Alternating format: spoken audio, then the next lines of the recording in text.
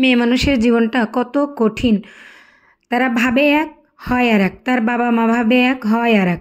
আসসালামু আলাইকুম রহমতুল্লাহ। টুক করে চলে আসলাম আজকের ভিডিও নিয়ে। আমি আজকে আমার জীবনের গল্প বলবো। আমি ছোটোবেলা থেকেই অতি আদরে যত্নে বড় হয়েছি আমার আব্বা মার কাছে। আমার আব্বা বলতো কি, আমার মেয়েটা যার ঘরে যাবে তার সংসারটা আলোয় ভরে যাবে, কিন্তু আমার জীবনটাই তো অন্ধকারে ভরে যায়। এটাই মাঝে মাঝে চিন্তা করলে আমার রাতের অন্ধকারের ঘুম কোথায় যেন পালিয়ে যায়। আমি যে ছোটোবেলা থেকে অনেক কষ্ট করে বড় হয়েছি তা কিন্তু না। আমার বাবা মায়ের একমাত্র মেয়ে আমি। অনেক আল্লাহ দিয়ে অনেক আদরে বড় হয়েছি।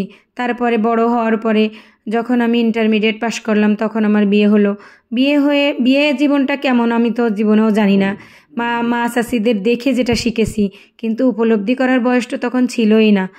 ঠিকই বিয়ে করে অন্য আরেকজনের সংসারে আসলাম। অন্য আরেকজনের সংসারে আসার পরেই শুরু হলো মেয়ে মানুষের দুঃখের জীবন। সুখ দুঃখ নিয়েই তো মানুষের জীবন।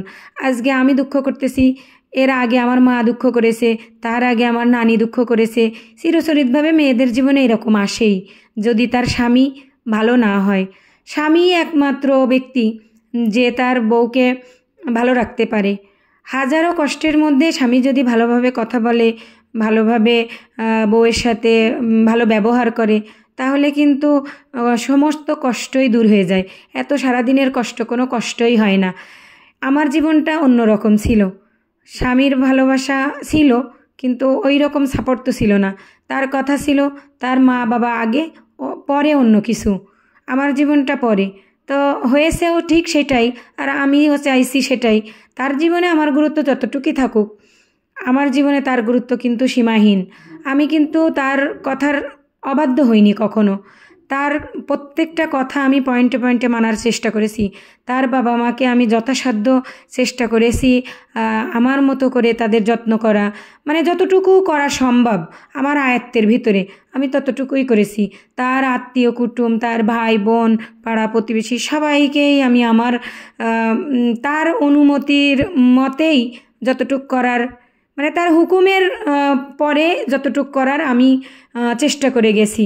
কিন্তু আমার জায়গাটা এখনও পড়ে রয়েছে শূন্য। শূন্যতা এখনও আমাকে ক্ষণে ক্ষণে দংশন করে, যেটা আমি নিতে পারি না, যেটা আমার নেওয়া এখনও পর্যন্ত পসিবল না। তারপরেও নিয়ে যাচ্ছি। কেন জানেন? মেয়ে মানুষ যে সয় সেই রয়। শয়ে শয়ে এখনও রয়েই আসি, মাঝখানে ক্ষয়ে যাচ্ছি, এটাই ব্যবধান। সম্পূর্ণ গল্পটা একটা আপু আমাকে গল্প আকারে লিখে বলেছে যে আমার জীবন কাহিনীটা আপনি একটু পড়ে আপনার ভিডিওর মাধ্যমে সবাইকে জানাবেন। তাই আজকে জানালাম। কেউ আবার ভাববেন না যে এই গল্পটা আসলে আমার জীবনটাও এরকমই চলে, আমিও মানুষ, এরকম গল্প আমারও আছে। আজকে অন্য